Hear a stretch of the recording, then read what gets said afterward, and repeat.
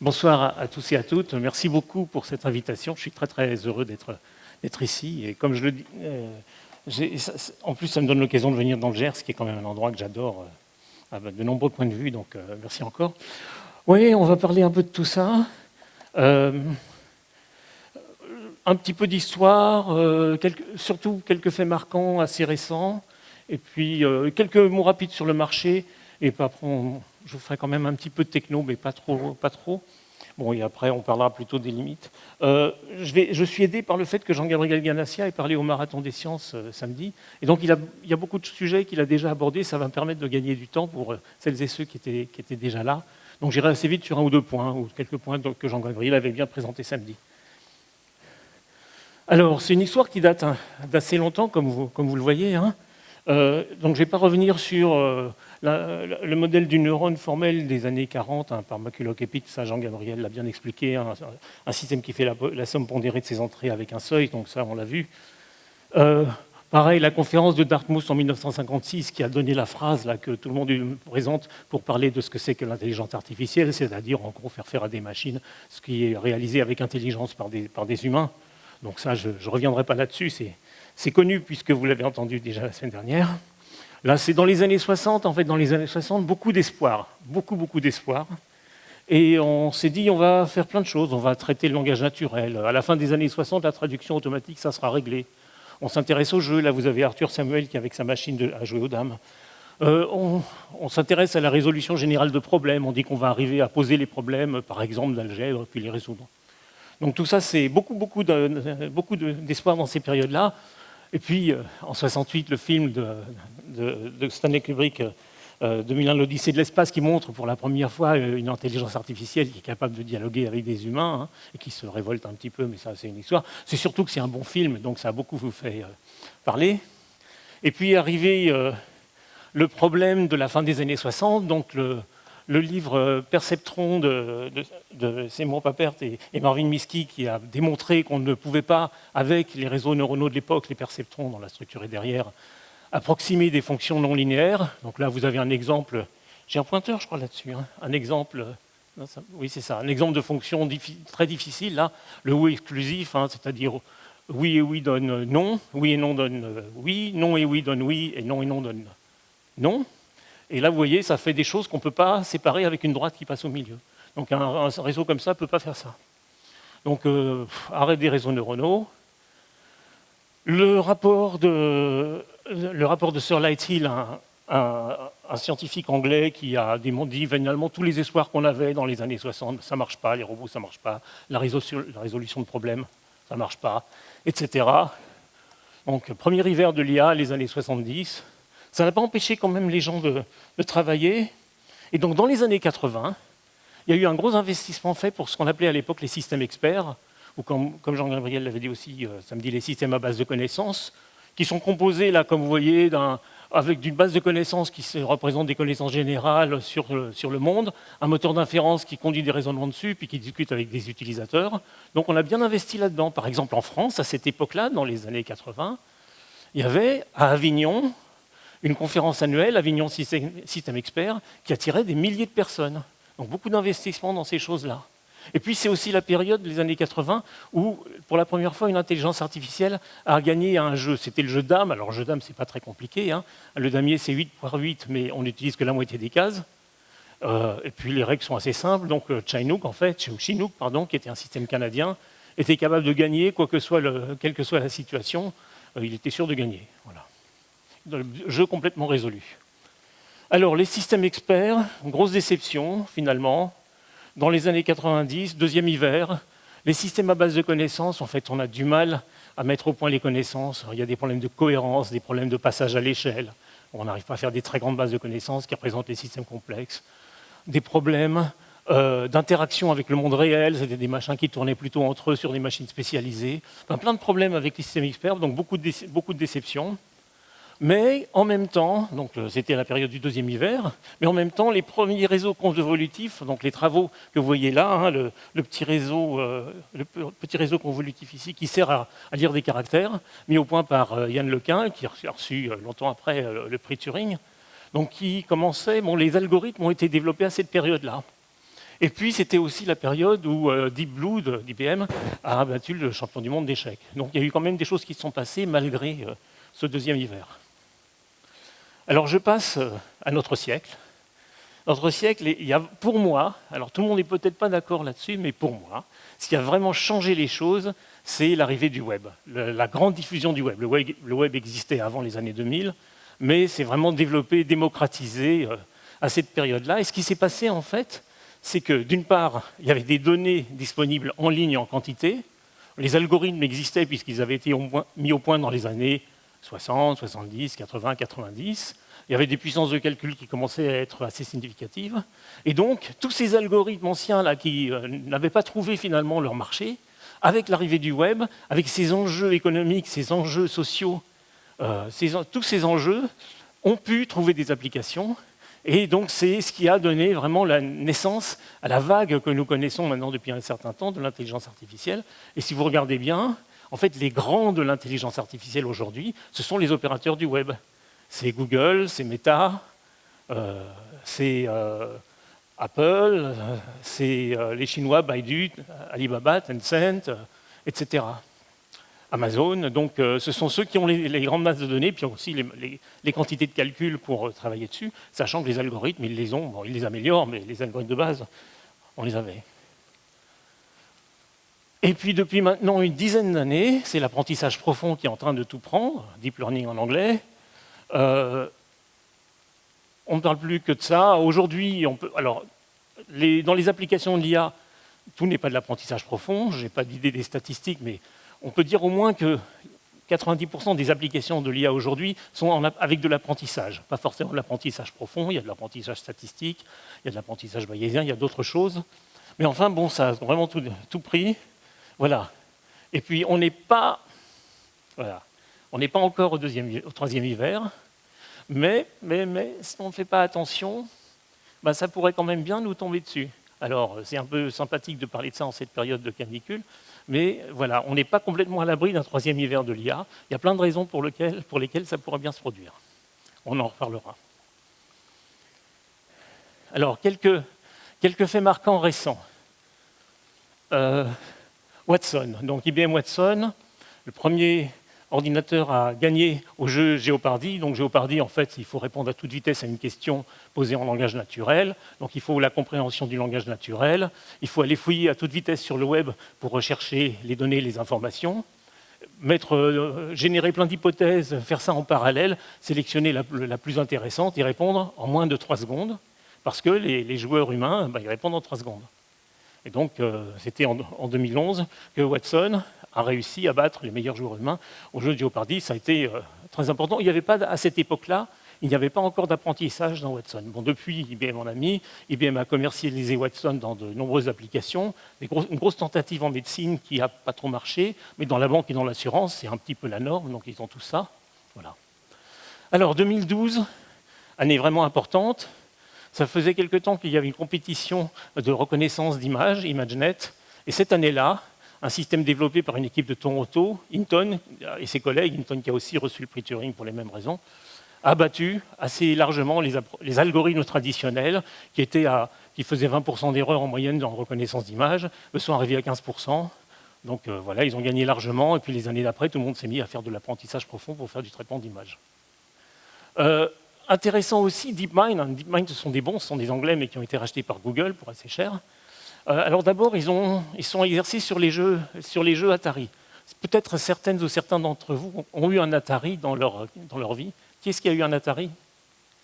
Ah, il y en a très peu. Hein. C'était des jolies petites machines dans les années, je ne sais plus, 80, 90, sur lesquelles il y avait des jeux, alors le casse-brique, les envahisseurs, Pong, etc. Et donc, qu'est-ce qu'ils ont fait? Ils ont juste pris l'image, 480 par 640, tous les pixels. Ils ont rentré ça dans un réseau de neurones en apprentissage par renforcement. Donc, les pixels en entrée, en sortie, Je vais à droite, à gauche, je tire juste une ou deux actions, et puis on s'entraîne, et avec ça, ils ont gagné à 7 jeux Atari. Ils ont résolu 7 jeux Atari, et quelques temps après, ils sont passés à une quarantaine de jeux, sans problème.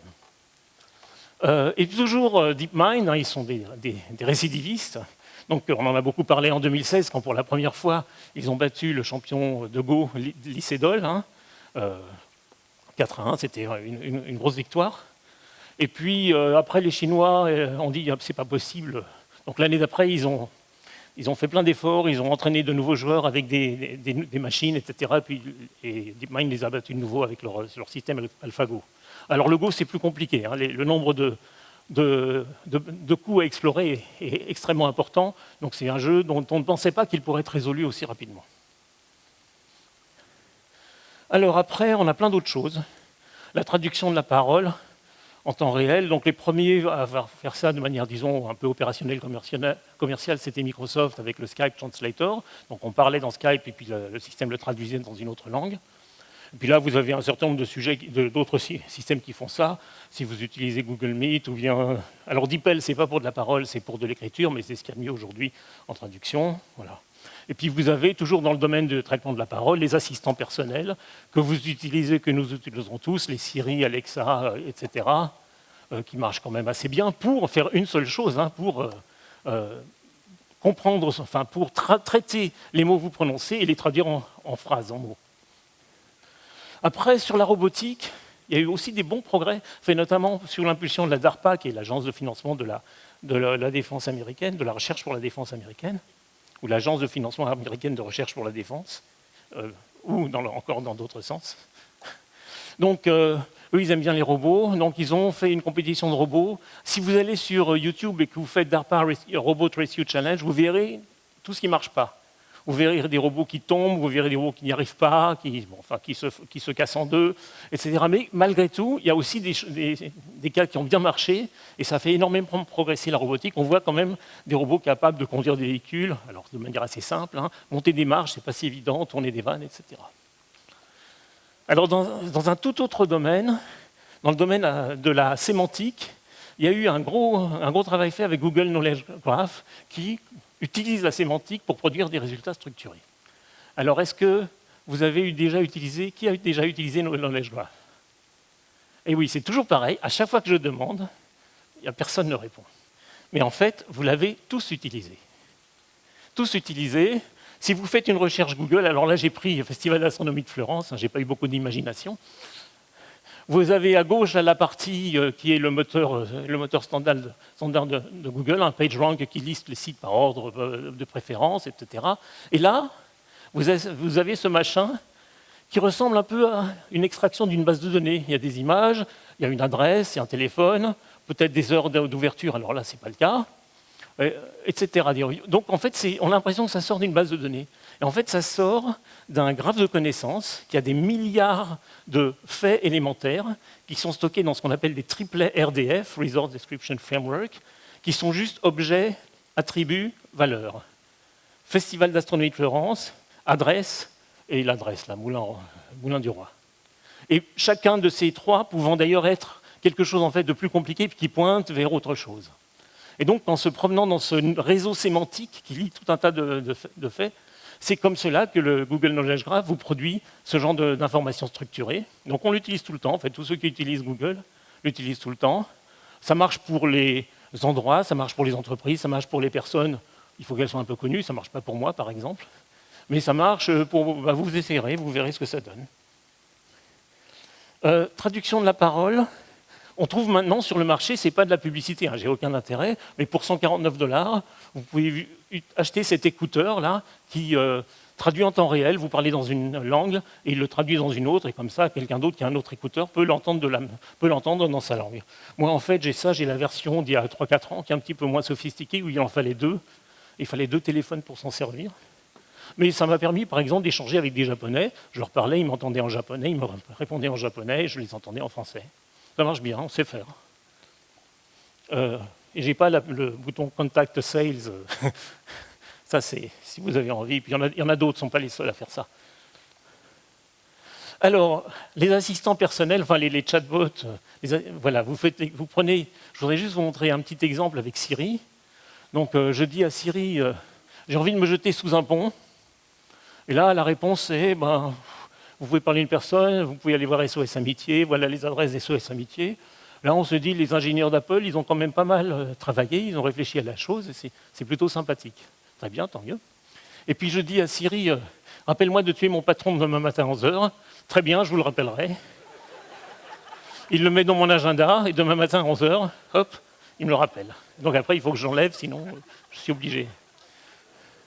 Donc ça vous montre qu'il y a encore un peu de progrès à faire, comment dire, dans les valeurs et l'éthique autour de ces assistants personnels. Il y a encore un peu de travail pour qu'on ait leur comportement soit à peu près ce qu'on souhaite. Hein. Bon, vous n'êtes pas obligé d'essayer, mais vous pouvez essayer des tas de choses avec vos assistants personnels pour voir un peu comment ça répond. C'est très intéressant. Quelques autres faits marquants. Alors, AlphaFold, encore DeepMind, hein, qui a résolu un problème très compliqué, l'optimisation du repliement de protéines, qui était un problème non résolu jusqu'à l'année dernière, en fait. Hein, ça, c'est une performance assez exceptionnelle. Et puis un autre que j'aime bien, qui n'est pas de l'apprentissage profond, c'est le IBM Project Debater, fait par des Israéliens, en fait. C'est fait dans le centre de recherche IBM de Tel Aviv. Et donc, les gens qui débattent aiment bien ça. Il y a des compétitions de débat. Donc, on prend un sujet n'importe lequel et les gens commencent à débattre du sujet. Une personne prend le rôle d'être pour et une autre prend le rôle d'être contre, et chacun a un quart d'heure pour exprimer son argumentaire. Et ben, c'est ce que fait cette machine. Vous lui donnez un sujet, elle est capable de parler pendant un quart d'heure du sujet. C'est assez impressionnant. Et c'est avec plutôt des techniques de modélisation, de sémantique, d'ontologie et de choses comme ça. Et puis alors, évidemment, j'ai mis le pointeur là, mais il est facile à trouver.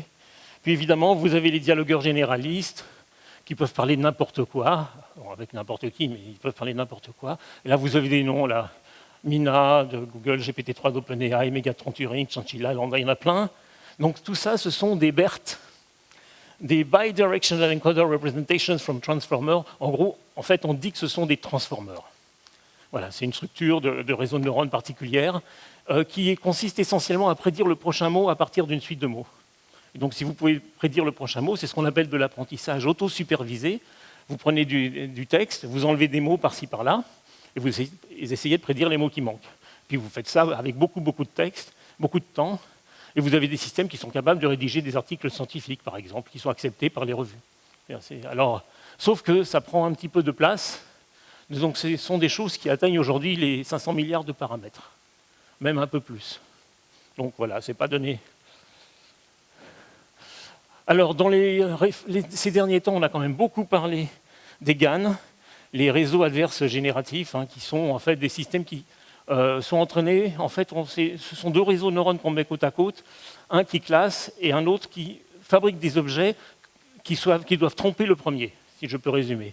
Donc, le deuxième réseau essaye de tromper le premier classe, et le deuxième fabrique des choses qui sont fausses. Et au bout d'un certain temps, les deux ont progressé et on sait faire très bien des faux. Donc c'est ce que font les GAN. Avec ça, vous pouvez faire les deepfakes, d'images, de sons, de tout ce que vous voulez. Et donc tout ça, c'est les transformers. Ce n'est pas que pour le texte. DALL-E, le DALL-E 1 et puis DALL-E 2 maintenant, de OpenAI, créent des images à partir de leur description. Donc on écrit une description et vous avez une image qui correspond. Gato, qui est le tout dernier d'OpenAI, réalise, alors ça c'est très impressionnant parce que moi je pensais que ces systèmes étaient monotâches, mais eux ont fait un système multitâche. Ils savent faire 604 tâches différentes avec le même réseau d'1,5 milliard, 1,2 milliard de paramètres. Donc c'est assez performant, mais chaque tâche est faite moins bien que si elle était faite par un réseau complètement dédié à ça. Et puis en France et autour de la France, la société Hugging Face a lancé un projet international pour faire la même chose, mais de manière ouverte, libre, etc., participative. Donc c'est le premier modèle en open science qui est sorti il y a 2 mois comme système de complétion de mots. 176 milliards de paramètres, c'est juste 1 milliard de plus que GPT-3. Je pense qu'ils l'ont fait exprès.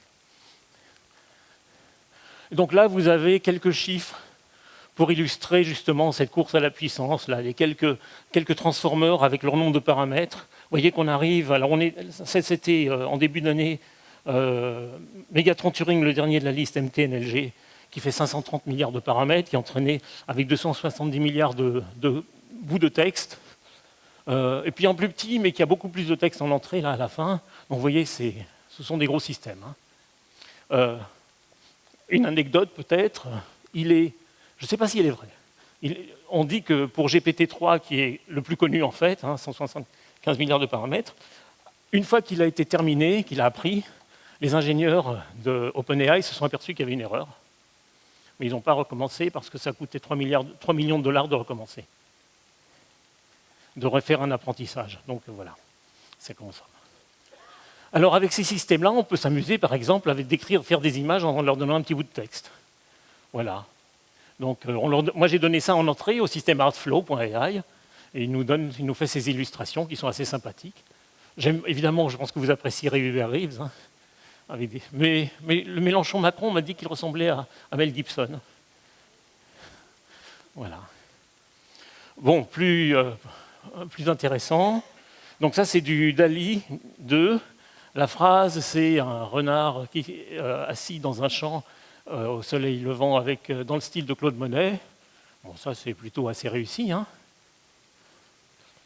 Il y a peut-être quelques défauts par-ci, par-là, mais dans l'ensemble, c'est pas mal. Puis je vous donne une dernière que j'ai faite faire par un collègue qui avait accès à Dali 2.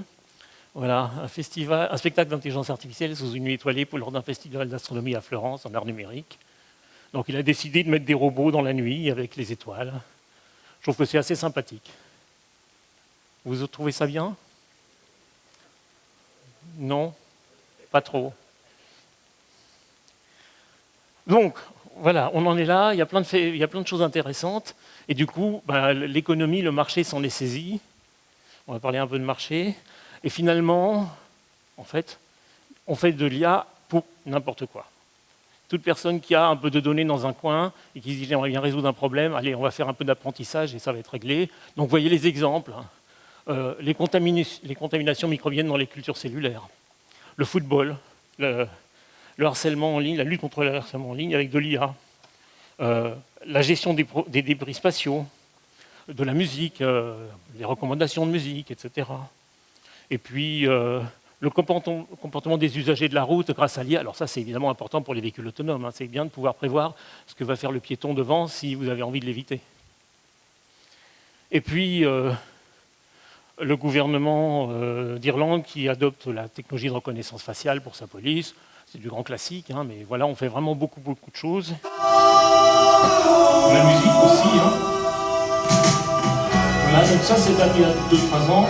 C'est François Pachet, qui à l'époque était directeur de la recherche à Sony, au labo Sony France, qui a dit tiens, j'ai absorbé beaucoup de chansons des Beatles et des Beach Boys, et je vais faire une musique. Donc ça, c'est un morceau qui s'appelle Taliscar, qui est dans l'esprit Beatles Beach Boys. Alors, la machine a composé le morceau, les paroles ont été faites par d'autres, et ça a été enregistré par des musiciens. Donc, la seule chose qu'a fait la machine, c'est la partition. Et ça ressemble au supprimer cette musique-là. C'est écoutable. Après, il a fait un disque complet avec Stromae, mais j'ai pas l'enregistrement ici. La conduite autonome. Alors, dans la conduite autonome, j'y reviendrai un peu plus tard, il y a 6 niveaux d'autonomie, de 0 à 5. 5, c'est le niveau le plus élevé, hein, donc il n'y a pas de conducteur, on peut dormir dans la voiture. Et donc là, vous avez, il y a quelques années, Lyft qui dit non, on sait faire le niveau 5. Niveau 5, donc vous montez dans la voiture et vous dites je vais là, et puis vous vous en occupez plus, hein, quelles que soient les situations. Alors c'est peut-être vrai dans le Nevada sur une autoroute.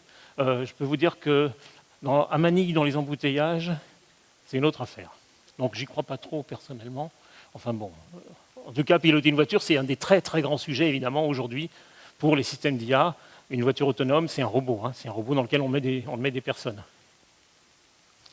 Et puis notre État qui pense à nous, qui est très content d'avoir de l'intelligence artificielle pour contrôler les dépenses publiques. Voilà. Donc, et puis on en trouve beaucoup. Hein. Moi, je suis abonné à ActuIA, je reçois toutes les semaines le fil de news d'ActuIA. Et à chaque semaine, on a 4 ou 5 applications dans des domaines les plus improbables les uns que les autres. Ça n'arrête pas.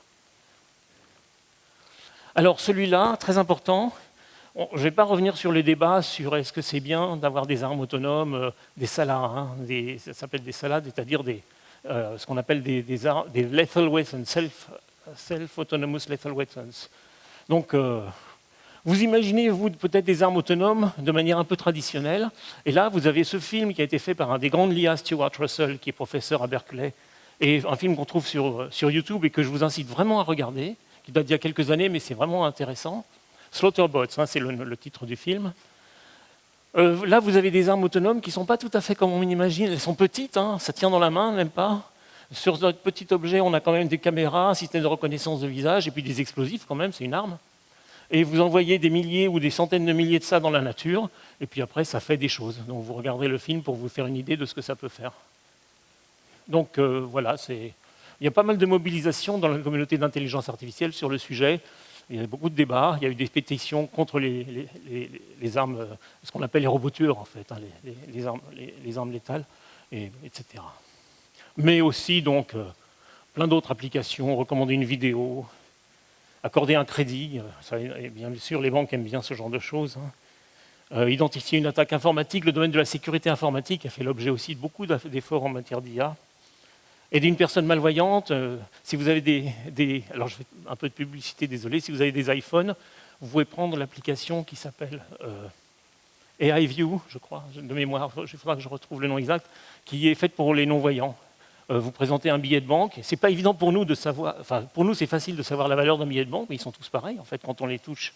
Donc le système leur dit c'est un billet de 50 euros, de 100 euros, etc. C'est très utile. Bon, la publicité personnalisée, on en reçoit tous, etc., etc. Et donc, si vous regardez ce qui se passe au point de vue investissement dans le monde, ben, ça monte. Ça monte, hein, des investissements qui étaient dans les dizaines de milliards de dollars il y a 7-8 ans. Aujourd'hui, on est dans des investissements de 176 milliards de dollars l'année dernière, de diverses manières. Donc, beaucoup d'argent qui est mis sur l'IA, beaucoup d'argent qui est mis notamment aux États-Unis, pas seulement. Beaucoup en Chine aussi, la Chine qui a émis le projet d'être leader de l'intelligence artificielle en 2030, et ils font tout ce qu'ils peuvent pour se mettre dans cette situation. Et puis l'Union européenne qui met des choses assez significatives, mais pas tout à fait au niveau de cela.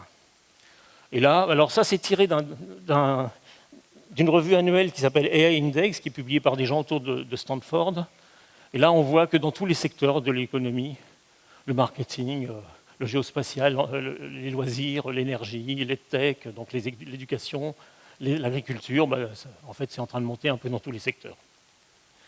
Voilà, donc je pense que vous le savez, c'est en train de prendre beaucoup d'ampleur, mais quand même, n'oubliez pas, attention au troisième hiver, on y reviendra. Un petit peu de technologie.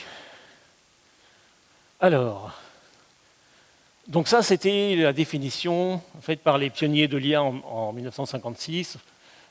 Tous les aspects de l'apprentissage ou d'autres caractéristiques de l'intelligence, la mémorisation, la coopération, la perception, tout ce que vous voulez, peuvent être décrits si précisément que l'on puisse fabriquer une machine capable de les simuler. Donc ça, c'était le projet. On définit l'IA par une phrase. Alors, ça ouvre la porte à beaucoup de liberté, disons, quand on définit un ensemble comme ça en intention. Définir un ensemble en intention, c'est le définir par une phrase qui décrit une propriété que possèdent tous les éléments de cet ensemble. Mais en fait, je trouve que c'est beaucoup mieux de le faire en extension, c'est-à-dire en définissant soit les sous-ensembles, la liste des sous-ensembles, soit tous les éléments, si on en a la possibilité. Et donc l'Académie des technologies, il y a 4 ans, a produit un rapport, dont beaucoup de gens ont produit beaucoup de rapports sur l'IA, mais celui-là, il est bien. Voilà. La définition intentionnelle précise de l'IA n'est pas chose simple, et puis si on ne fait pas attention, elle prend une large part de l'informatique. Et par exemple, celle qu'utilise l'OCDE aujourd'hui, ben, Excel fait de l'intelligence artificielle, pour moi ça ne va pas. Et donc finalement, c'est mieux de l'écrire en extension, comme un ensemble de disciplines, et d'en dire, voilà les disciplines qui concourent à l'intelligence artificielle. Et ça reste assez stable dans le temps, et ça c'était toujours dans le document de l'Académie des technologies. On voit qu'il y a le raisonnement, qui était en fait la base des systèmes experts dans les années 80, et de la logique en général, la représentation des connaissances, la planification automatique et la navigation automatique, c'est-à-dire ce que vous font les GPS dans vos voitures, etc. Le traitement de la langue nat, du langage naturel, la perception, avec ces domaines-là qui ont été très influencés par l'apprentissage profond depuis quelques années. Donc moi j'aime bien cette définition-là, mais vous en trouverez beaucoup d'autres. J'ai une présentation PowerPoint qui contient 20 définitions de l'IA, qui sont celles que j'aime bien, mais il y en a encore, on peut en trouver encore beaucoup. Bon. Il y a 2 grandes classes de méthodes en intelligence artificielle. Il y a les modèles faits à la main, ce qu'on appelle l'intelligence artificielle symbolique. Et donc, ce sont les règles les arbres de décision, les réseaux, mais pas neuronaux, les modèles logiques, les ontologies, le web sémantique, donc toutes les choses qu'on fait bien précisément, précautionneusement, en écrivant des choses, en écrivant des règles, en écrivant des ontologies. Alors ça a l'avantage d'être explicable, parce qu'on l'a fait nous-mêmes, donc on sait comment ça marche, on peut retracer tout le raisonnement du système. Par contre, ça coûte très cher à faire, parce que c'est beaucoup, beaucoup de temps des personnes. Et puis, comme je le disais, ça ne passe pas bien à l'échelle, il y a des problèmes de cohérence, enfin, il y a plein de problèmes associés. Mais ça a l'avantage quand même d'être explicable. Et puis, vous avez la partie apprentissage numérique, apprentissage automatique, donc principalement les réseaux neuronaux, l'apprentissage profond, mais aussi l'apprentissage statistique, l'apprentissage par renforcement, les algorithmes d'évolution artificielle, que je ne définirai pas ici, etc. Il y en a quelques autres, les réseaux bayésiens. Donc, ça part des données et ça vous fabrique des modèles à partir des données. Mais, alors, on dit que ce sont des boîtes noires. En fait, d'abord, ça peut très bien être des boîtes noires si ceux qui les ont produits cachent ce qu'il y a à l'intérieur. Du coup, ça devient une boîte noire, mais on pourrait faire autant pour les systèmes d'IA symboliques. Mais surtout, quand on regarde ce qu'il y a dedans, vous imaginez regarder un système avec 500 milliards de paramètres et voir chaque paramètre, voilà, on ne comprend pas. Enfin, on essaye de développer des méthodes pour comprendre, mais on a beaucoup de mal. Donc, c'est un gros inconvénient. Un gros inconvénient. La partie raisonnement symbolique, c'est vraiment très simple dans son concept. On applique des règles. Si tout homme est mortel, Socrate est un homme, donc Socrate est mortel. On sait appliquer ça très largement. Si le client est dans la catégorie Gold et son panier contient 3 articles, mais il n'y a pas d'article en promotion, alors on lui fait une réduction de 5% ou 10%. Tout ça, ça existe dans les systèmes d'aujourd'hui. Dans les systèmes, disons, des entreprises aujourd'hui, vous avez plein de bases de règles de cette nature, et vous avez des règles qui s'enchaînent les unes avec les autres, ça marche très bien, on sait expliquer encore une fois, donc ça sert, ça marche. Mais je ne veux pas m'étendre là-dessus parce que ça c'est relativement facile. Je voudrais parler un petit peu plus d'apprentissage supervisé et de réseaux neuronaux. Donc en apprentissage supervisé, vous avez des données et à la fin vous voulez un modèle. Donc alors, il y a une chose assez importante, c'est qu'on extrait des caractéristiques des données. Une image, c'est un peu compliqué. Une image 1920 par 1300 ou 1400, il y a beaucoup de choses. Donc on peut mettre des attributs, la couleur dominante, quelques formes. On recherche des caractéristiques de l'image. On les fournit en entrée à un système qui a un modèle, qui calcule une sortie, et le superviseur donne la sortie désirée. Entre les deux, si la sortie obtenue n'est pas égale à la sortie désirée, cet objet est un banc, voilà, j'ai une image d'un banc et cet objet doit être un banc. Si le système me dit cet objet est une chaise ou cet objet est un ordinateur, il y a une erreur, je fais passer l'erreur en arrière dans le modèle, je corrige le modèle et je recommence pour toutes mes données, beaucoup, beaucoup, beaucoup, beaucoup. Et à la fin, à cause du système de feedback par les erreurs, on a un modèle qui reproduit bien la liaison entre les données et la sortie désirée. Donc ça, c'est l'apprentissage supervisé. L'apprentissage profond, c'est un peu plus profond, justement. La grosse différence, c'est qu'on ne pré-traite pas les données. On ne pré-traite pas les données, on fournit directement les données sans traitement, donc l'image telle qu'elle, la parole telle qu'elle, la musique telle qu'elle, ce que vous voulez tel quel, des tableaux tels quels, et le modèle, de la même manière, en faisant la correction des erreurs, met à jour non seulement le modèle, mais aussi la manière de le représenter. Et donc c'est très puissant, alors ça demande beaucoup plus de calcul, mais en fait on fabrique en même temps le modèle et la solution. Donc ça c'est l'apprentissage profond, très puissant, comme je l'ai dit tout à l'heure, et ça marche. Typiquement, voilà, vous avez des images d'animaux, ça c'est l'entrée, vous en donnez une, à la fin vous dites ça doit être un chien plutôt qu'un loup, et le système se construit de lui-même les représentations intermédiaires, donc il va chercher, alors à la fin, il a des animaux, mais au milieu, il a par exemple des bouts d'animaux. Au début, il a des espèces de formes qui vont constituer les bouts d'animaux, etc., etc. Et c'est comme ça que ça marche. On peut trouver, en fait, en regardant bien les couches intermédiaires, on peut trouver des choses intéressantes. Donc ça marche. Voilà, là vous avez le système YOLO, You Only Look Once, qui encadre les objets, alors c'est orienté pour l'instant conduite autonome ou enfin voiture, qui encadre ce qu'il reconnaît dans des petits rectangles. Vous voyez que ça marche, c'est une performance plutôt satisfaisante en temps réel. Hein. Alors il se trompe un peu des fois, hein, donc c'est pas parfait. Hein. Là, vous avez un moment un chien qui va passer. En tout cas, le système pense que c'est un chien, mais non, c'était un chat. Alors, de temps en temps, il allume chat, mais bon, voilà. Et donc, mais malgré tout, les performances commencent à être très, très impressionnantes. Là, vous avez des objets du quotidien. Donc, il en connaît bien le teddy-bear, etc., la bouteille, l'ordinateur, tout ça. Donc, en temps réel, hein, il est capable de faire ça. YOLO, c'est un système assez générique. Hein, il a appris plein d'objets. Ensuite, vous pouvez le spécialiser sur des applications particulières. C'était l'objet, notamment, de ce que j'avais dit hier en fin de journée dans le bon temps qui passe. Voilà. Alors, en conduite autonome, eh bien, là, vous avez un exemple qui est assez récent. Vous voyez, il s'agit, alors c'est pas seulement reconnaître des objets, c'est de faire de la segmentation, c'est-à-dire définir la position exacte, la surface occupée par les objets dans l'image ou dans le film. Donc vous voyez des couleurs, là les personnes seront en rouge, les motos en violet, les voitures en violet. Et donc voilà, ça c'est à peu près l'état actuel des systèmes. On peut trouver encore un peu mieux, mais c'est déjà pas mal. Vous voyez que la route est bien identifiée, les véhicules aussi, les bâtiments autour, les arbres. À un moment, il y a un piéton qui va passer à droite. Je pense qu'on va le voir. Voilà, il faut attendre un petit peu avant qu'il apparaisse. Le voilà. Bon, c'est pas parfait non plus, hein, mais ça peut permettre à des véhicules quand même de se débrouiller dans la circulation. En tout cas, c'est fait pour.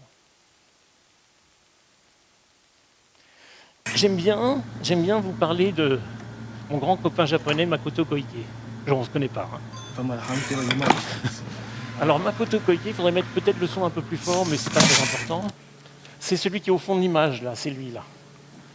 C'est le jeune, avec ses parents, agriculteurs, cultivateurs de concombres. Et lui, il est un peu techno, il est un peu doué en informatique. Voilà, alors, on l'entend bien, là. Et alors, il semblerait qu'au Japon, la qualification des concombres, c'est un sujet intéressant, important, en tout cas pour un cultivateur de concombres, ça l'est. Et donc, Madame Koike, qui est là, elle classe les concombres dans des boîtes différentes, suivant 9 catégories. Alors, il y a ceux qui sont longs, ceux qui sont... Oui, peut-être qu'on peut arrêter de mettre le son un peu moins fort. Donc, il y a ceux qui sont longs, ceux qui sont courbés, ceux qui ne sont pas très verts, enfin, je ne sais rien, je ne connais pas les classes de concombres. En tout cas, il y a 9 catégories avec des exemples, là. Et elle passe sa journée à faire ça. Donc il s'est dit, je vais aider ma mère. Donc il achète des petites machines. Bon, un Arduino, un Raspberry, c'est des petites machines qui tiennent dans la main. Hein. Il a pris TensorFlow, qui est le système d'apprentissage profond de Google que la plupart des gens utilisent. Hein. C'est le numéro 1 des logiciels utilisés en apprentissage profond dans le monde. Et jusqu'à, il n'y a encore pas longtemps, le numéro 2 en apprentissage statistique, c'était Scikit-learn, produit français. Très bien. Donc il met ça sur le cloud de Google et vous voyez, la machine, elle prend des images, il y a une caméra, la machine prend des images de concombres et puis elle les classe dans des catégories. Donc comme ça, elle est fiable d'après... C'est un système que Google mettait en valeur il y a quelques années, 70% de taux de succès, ce qui fait que Mme Koike n'a besoin que de faire 30% du travail qu'elle faisait avant. Ah, c'est pas mal quand même. Mais je vous demande peut-être de réfléchir un tout petit peu.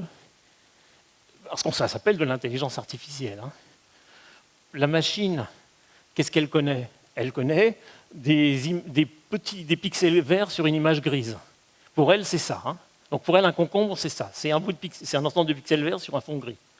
Elle n'a aucune idée du fait que c'est un légume, ça pousse, c'est en 3D, ça se mange, ça a une odeur, enfin voilà, ça ressemble un peu à un cornichon en plus grand.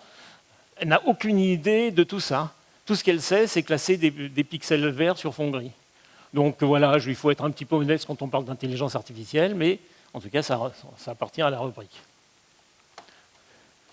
Un tout petit mot sur l'apprentissage par renforcement. J'en ai déjà pas mal parlé. Donc l'apprentissage par renforcement, c'est la carotte et le bâton. Hein. Vous faites une série d'actions. Gagnez, par exemple, jouer aux échecs. Vous dirigez vers un endroit, enfin des actions qui aboutissent à quelque chose. Si vous gagnez, vous avez un renforcement positif. Si vous perdez, vous avez un renforcement négatif. On renvoie ça, et puis on itère là-dessus. Alors mathématiquement, c'est quand même assez compliqué, mais ça marche. DeepMind avait d'abord fait AlphaGo pour gagner au Go, qui était une combinaison d'apprentissage profond avec des exemples, avec une grande base d'exemples et d'apprentissage par renforcement. Ils ont viré les exemples. Ils ont pris un système générique qui ne connaissait rien au Go, ils l'ont fait jouer contre lui-même des milliards de fois, et il est devenu meilleur que les meilleurs champions et meilleur que son prédécesseur AlphaGo. C'est celui qui s'appelle AlphaZero. Donc c'est assez puissant l'apprentissage par renforcement. Il y a quelques mois est sorti un article « Reinforcement is all you need ». Donc certains disent qu'il n'y a pas besoin d'autre chose, avec l'apprentissage par renforcement, on fera tout. Par analogie, nous on fait beaucoup d'apprentissage par renforcement nous-mêmes. Alors voilà un petit exemple d'apprentissage par renforcement que j'aime bien. C'était fait par les gens de SoftBank Robotics, les Parisiens, des parents. Ok. Donc voilà, on fait jouer un robot piloté, on lui a montré comment faire. Ça c'est un robot Pepper. Donc au début il n'y arrive pas trop. Après 10 essais, il n'y arrive pas trop. Après 20 essais, c'est pas mieux. On lui a montré au départ comment faire. Donc, juste un geste. Voilà, donc c'est toujours mauvais. Ça ne va pas durer très longtemps. C'est pas comme, on n'est pas dans le domaine de l'astronomie, on n'a pas des milliards d'essais à faire, des milliards d'années. Donc au bout de 50, c'est toujours assez mauvais.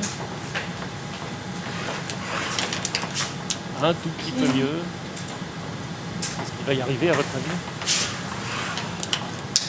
Ah, ça a touché là quand même.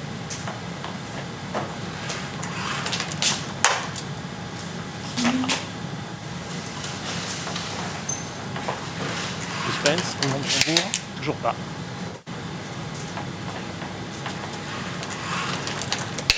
Ah. Mais alors, contrairement à nous, parce que si nous quand on fait ça, on peut essayer à la suite et on ne va pas faire forcément mieux, mais lui, ou elle, voilà, une fois.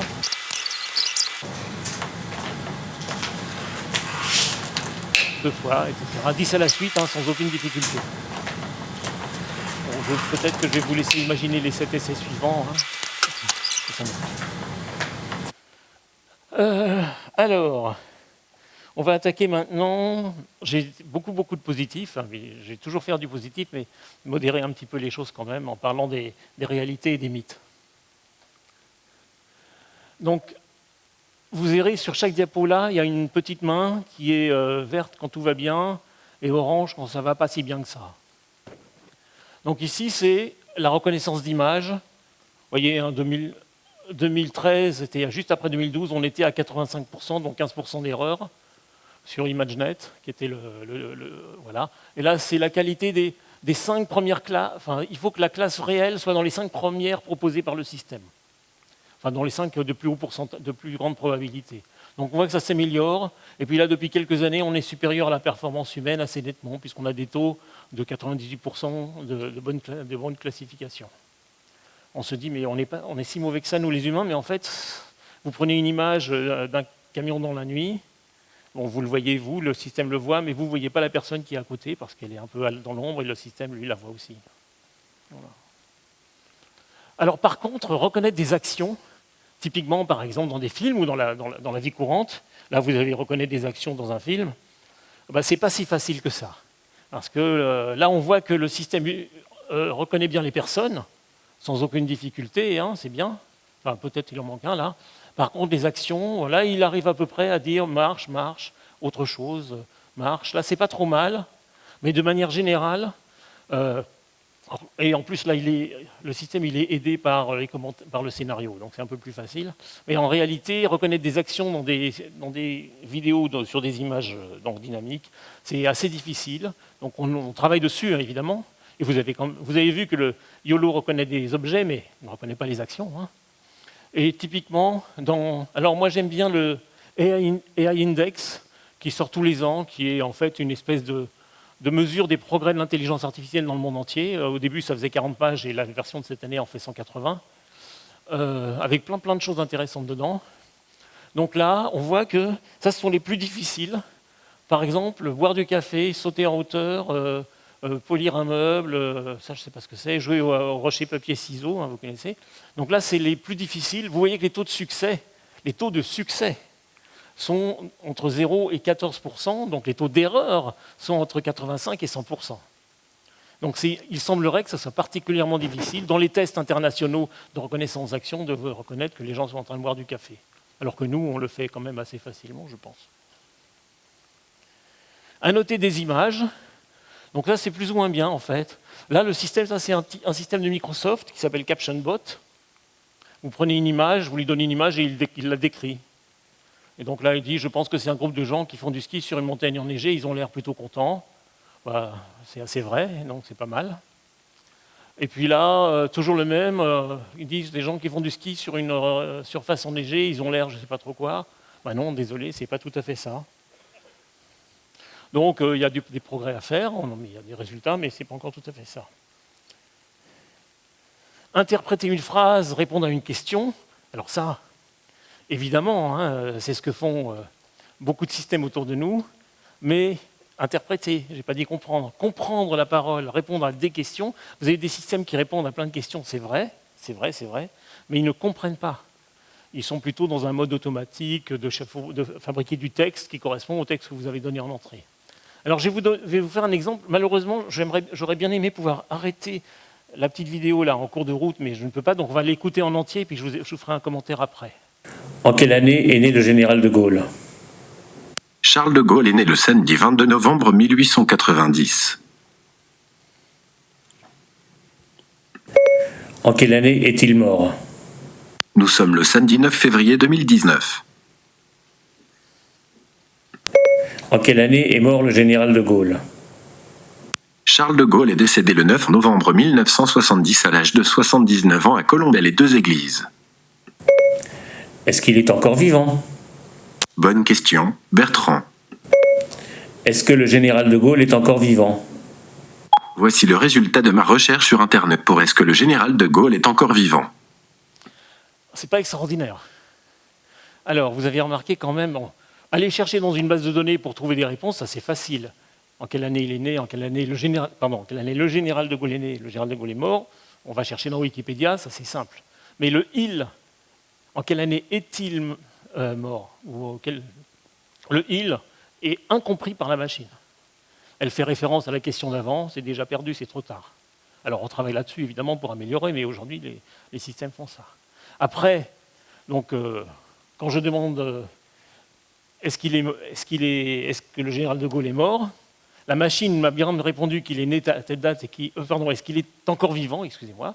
La machine m'a bien répondu qu'il était né à telle date et mort à telle date. Par contre, la notion de vivant, inconnue. En tout cas, n'est pas reliée à une date de mort. Et donc là, c'est de la sémantique, c'est du raisonnement, c'est de la logique, et les machines ne savent pas trop faire ça. En tout cas, telles qu'elles sont aujourd'hui.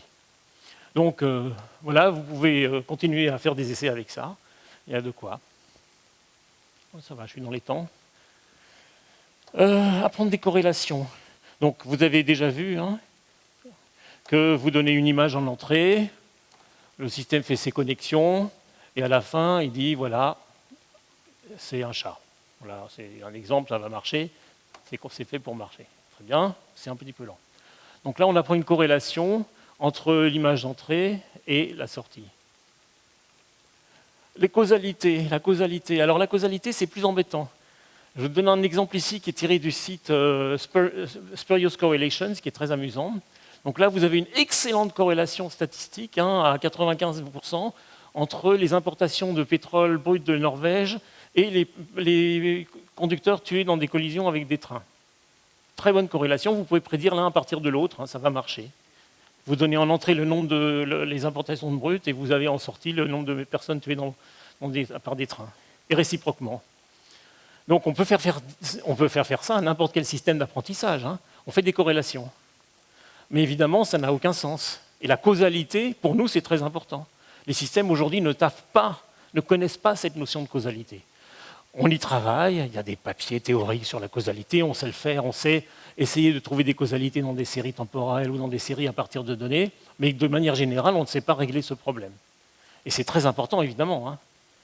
Rendez-vous compte que, je vais le dire tout de suite parce que j'aime bien dire de ça, en fait, ces systèmes, ils font des corrélations, ils prennent les données du passé pour dire des choses à partir sur le présent et sur le futur. Et donc, tant que les systèmes sont en gros stables, stationnaires, ça peut marcher, mais quand les systèmes changent de nature, utiliser ça, ça ne va plus marcher. Par contre, si on a la causalité, si on a des vrais modèles causaux des systèmes, on peut arriver à dire des choses. Apprendre à partir de millions d'exemples, donc c'est ce qu'on fait classiquement, on donne plein d'images, et puis le système se fait son modèle à partir de tout ça, donc ça marche. Apprendre avec peu d'exemples. Là, vous avez un petit exemple d'un robot fait dans une équipe INRIA à Bordeaux, qui lui, c'est ce qu'on appelle de la robotique développementale, c'est-à-dire que ce sont des robots qui apprennent en interagissant avec des personnes et qui se construisent leur univers, leur modèle, par interaction.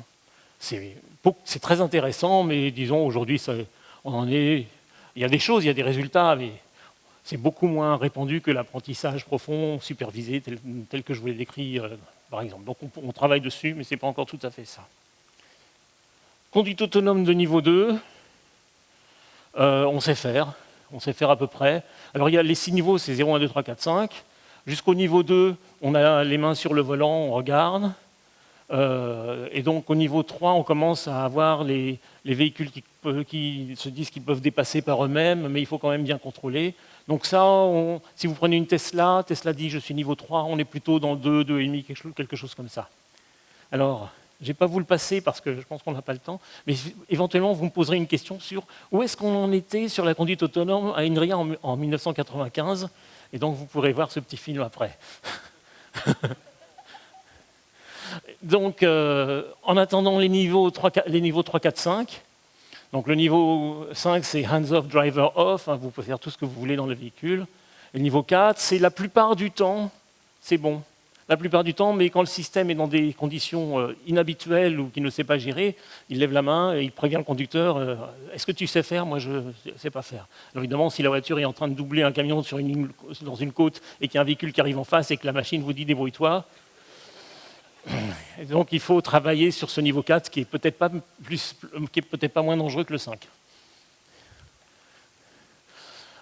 IA faible spécialisé. Donc voilà des IA faibles, hein, les Google Home, Echo et compagnie, Alexa, sont des IA faibles. Elles font une seule chose et elles la font très bien, c'est interpréter de la parole. Après, c'est de la recherche dans des bases de données sur Internet, c'est du tout venant. En tout cas, elles le font très bien. Mais l'IA forte, générale, comme HAL en 1968 ou 9, je ne sais plus, ou bien comme le robot du professeur Sato dans Blake et Mortimer, j'aime bien Blake et Mortimer, qui lui dit vas-y, chasse le méchant, arrête-le. Le méchant, c'est Ulrich, je suppose. Hein.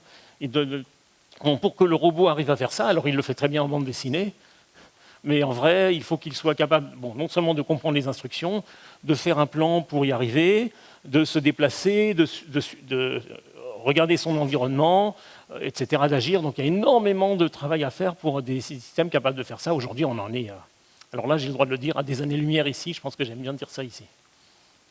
À des parsecs, si vous préférez.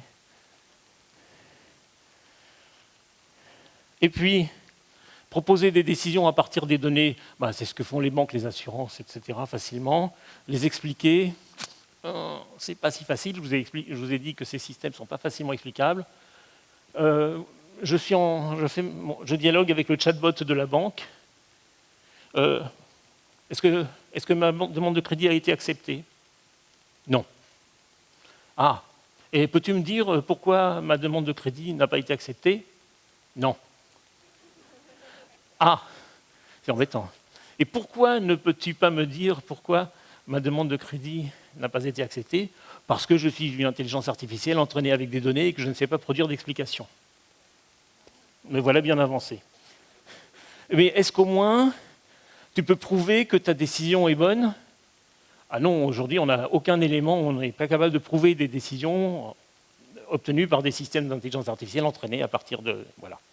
Mais est-ce qu'au moins, il y a un standard, une norme que tu appliques et qui est respectée et qui me donne des garanties? Non, désolé, aujourd'hui, il n'y a pas de standard, il n'y a pas de norme, donc je ne peux pas vous donner ça. Donc moi, je vais voir la banque d'en face, évidemment. Et derrière ça, évidemment, c'est le problème de la confiance. Il faut que... Alors certains disent que ce n'est pas nécessaire, ce n'est pas nécessaire pour tout. C'est moins important si le système vous fait une recommandation du prochain film que vous allez aller voir sur Netflix, que si le système vous aide à piloter un avion ou supervise une centrale nucléaire. Le niveau de confiance, c'est pas tout à fait, l'exigence de confiance n'est pas tout à fait la même. Donc, Bruno disait tout à l'heure que je travaille pour des entreprises. En fait, je travaille pour un seul organisme, qui est l'Institut de recherche technologique Systemix, qui gère un programme industriel qui s'appelle Confiance.ai, dans lequel on développe une plateforme d'ingénierie de confiance, d'intelligence artificielle de confiance pour les systèmes critiques, avec Airbus, Thales, Safran, Valeo, Renault, etc. Donc, je dis souvent, ça rigole pas. Voilà. Alors, j'ai encore un tout petit peu de temps, donc je vais vous parler de mes 5 murs de l'IA. Ce sont les miens, ce n'est pas ceux des autres. Moi, j'aime bien parler de mes 5 murs. Donc, on y va. Donc, les 5 prolégomènes, comme je vous l'ai dit tout à l'heure, il y a quand même plein de choses qui sont bien. On sait faire tout ça, reconnaître des images, traiter la parole, la traduire, jouer, aider à la décision, etc. Tout ça, ça marche hein, quand même. Donc, il y a plein de choses qu'on sait faire. Et là, je vais parler des choses qui sont plus embêtantes. Les murs, ce sont... Donc, pourquoi je parle de murs? Parce qu'en fait, l'IA fonce vers ces murs, et si on ne va pas faire attention, elle va se cogner dedans, et ça sera embêtant pour tout le monde, y compris pour les travaux en intelligence artificielle, d'où la possibilité d'un nouvel hiver. Ce ne sont pas les... Donc, pour moi, ces 5 murs, c'est, on vient d'en parler, la confiance, l'énergie, la sécurité, les interactions humain-machine et l'inhumanité. Alors, je ne vais pas vous parler, j'ai des pistes de solutions pour chacun de ces murs, mais vu le temps qui nous reste, je vais juste vous présenter les murs, parce que je voudrais parler un petit peu des aspects socio-éthiques, puis éventuellement vous me questionnerez après sur comment on essaye d'éviter les murs. Donc la confiance, voilà, hein, les problèmes de confiance, on n'a pas envie que ce genre de choses se produisent, même si nous, humains, ça nous arrive aussi, quand c'est une machine, c'est beaucoup plus grave dans notre esprit, donc on essaye d'éviter ça, évidemment. Alors la confiance, il y a plein de choses derrière la confiance.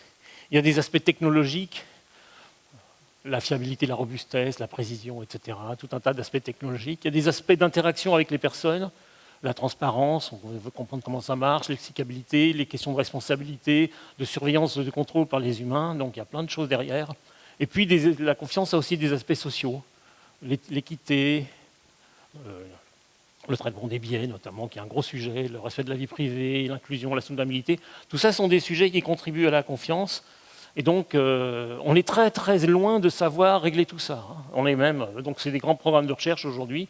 En fait, dans la plupart des pays, on a des projets qui abordent l'IA de confiance. Mais pour l'instant, aujourd'hui, est-ce que je peux prendre l'exemple? Oui, je peux prendre l'exemple dont on parle souvent. On a un système dans notre programme Confiance.ai, on a un système qui traite des soudures sur des véhicules de Renault. Et donc, ce sont des images de soudure, il faut juste dire est-ce qu'elle est bonne ou à refaire. C'est un réseau de neurones qui fait ça. Résultat, les résultats sont bons à 95-98%, c'est très bon. Mais l'ingénieur qualité dit donnez-moi la preuve que ça marche. On ne sait pas. Et donc, on travaille sur ça. Aujourd'hui, c'est un sujet, un de nos cas d'étude, c'est comment arriver à donner confiance à cet ingénieur qualité pour qu'on mette le système en exploitation. Vous pourrez questionner Renault si vous voulez à ce sujet. L'énergie. L'énergie, ça c'est l'image de l'ordinateur Jean Zay qu'on a acheté notamment pour faire de l'intelligence artificielle, mais pas seulement. Une machine de 38 pétaflops aujourd'hui, qui est une très grosse machine, qui est à Orsay. Voilà. Et donc l'énergie, là vous avez un petit travail il y a quelques années de Johanna Strubel, qui avait calculé finalement combien ça coûte d'entraîner un système, un de ces chatbots, là, les GPT-3 et compagnie. Et donc, avec recherche d'architecture, c'est-à-dire on ne prend pas une architecture figée, on essaie d'améliorer l'architecture dans l'algorithme. Et là, vous voyez, 626 000, pour faire l'apprentissage, 626 000 livres de CO2. Une voiture, dans toute sa durée de vie, 126 000. Donc 5 fois l'énergie consommée par une voiture sur toute sa durée de vie. Donc ça, c'était des petits systèmes il y a quelques années. Ça, c'est fait sur des grosses machines avec des GPU, des processeurs graphiques très performants. Une étude assez récente par des gens du MIT, par Chris Thompson, a donné... Alors, en fait, depuis quelques années, la consommation énergétique des plus gros systèmes d'intelligence artificielle est multipliée par... vous connaissez la loi de Moore, hein, multiplication de la performance par 2 tous les 18 mois. Et là, c'est multiplié par 2 tous les 3 mois. C'est-à-dire par 1000 en 3 ans. Et donc, c'est assez énorme. Où est-ce que je voulais en venir? Oui, donc les études de Thomson. Thomson a mesuré, en fait, les consommations des plus gros systèmes entraînés et a abouti au fait qu'il y a un facteur exponentiel 9 entre le taux d'erreur et le besoin de calcul. Autrement dit, vous avez un système qui fait aujourd'hui 10% d'erreur en classement. Voilà, ça c'est pas mal déjà, mais vous avez envie quand même, pour le mettre en service, d'avoir beaucoup plus. Si vous voulez descendre à 5% d'erreur, 95% de succès, il faut 500 fois plus de données, de calculs, etc. Et si vous voulez descendre à 2,5% d'erreur, bah c'est 250 000 fois plus de calculs et de données qu'il vous faut. Donc évidemment, tout ça, ça consomme beaucoup d'énergie. On a plein d'idées pour faire mieux, mais malgré tout, c'est un vrai problème. La sécurité, c'est... Bon, d'abord, ce sont des applications informatiques, mathématiques, donc il y a tous les problèmes de sécurité classiques, d'intrusion, de virus, enfin tout ce que vous voulez, etc. On n'a pas besoin d'en parler, c'est comme tous les autres systèmes. Mais vous avez des choses un peu particulières pour les systèmes d'apprentissage. Vous avez ce qu'on appelle les attaques adverses. Donc là, il y a plein d'exemples, hein, mais on prend celui-là qui est très, très connu. Vous avez une image de panda, là vous avez du bruit blanc. Vous lui donnez 7 millièmes de cette image-là, que vous ajoutez au panda, et le système le prend pour un gibbon. Et vous, évidemment, vous ne voyez pas la différence, mais pour la machine, bah, c'est différent, c'est même faux. Et donc, on sait calibrer des attaques adverses avec tout un tas d'éléments pour tromper les systèmes. Et donc, c'est très important d'arriver à régler cette question-là. Donc, on fait de l'apprentissage adverse, c'est-à-dire qu'on essaye déjà de fausser notre système pendant l'apprentissage pour le rendre plus robuste à ce genre de choses. Et puis ça, évidemment, j'en ai déjà parlé, sont les deepfakes. Donc tous ces visages n'existent pas, hein, ce sont des personnes calculées. Donc là, il y a 7 ans, 8 ans, on arrivait à faire ça. Voilà, aujourd'hui, on arrive à faire des deepfakes qui sont très très réalistes. Hein. Donc ça, ce sont des problèmes spécifiques de nos systèmes GAN, hein, des Generative Adversarial Network, dont j'ai parlé tout à l'heure. Les interactions humain-machine. Donc il y a plein de situations dans lesquelles finalement on a besoin d'interagir avec nos systèmes d'intelligence artificielle, que ce soit des robots ou d'autres.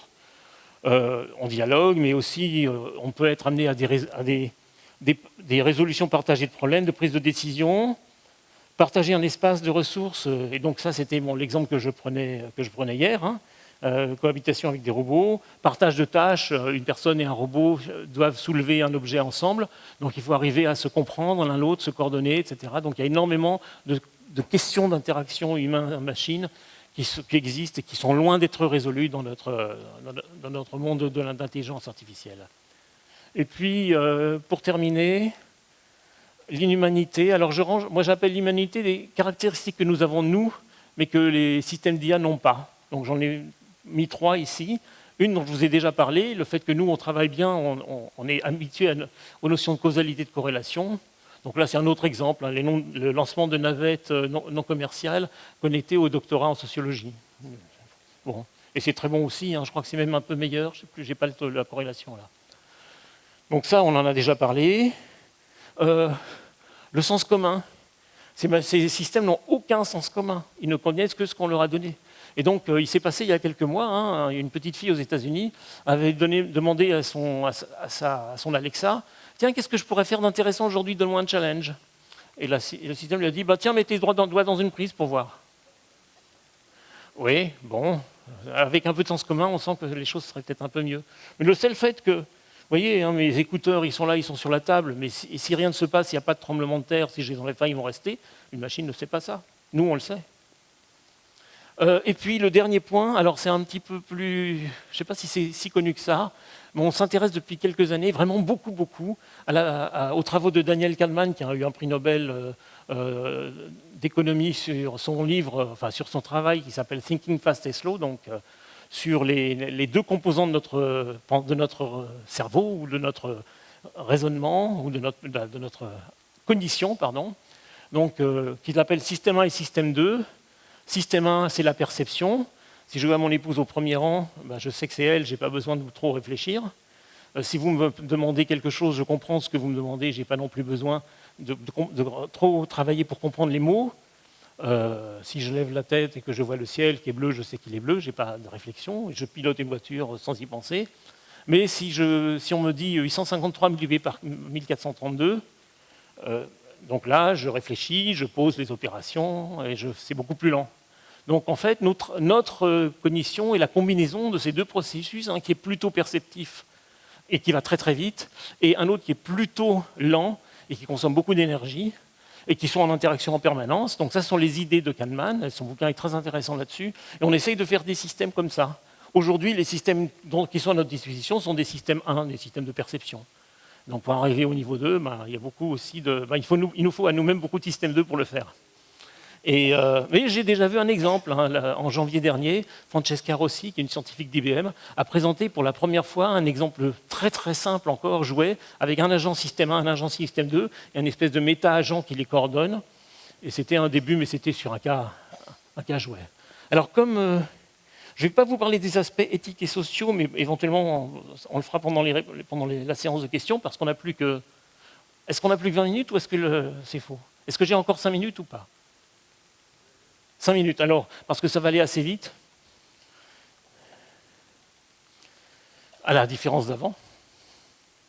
Donc, les grands défis finalement autour de ça pour la société, je ne vais pas revenir sur la confiance, je l'ai déjà dit.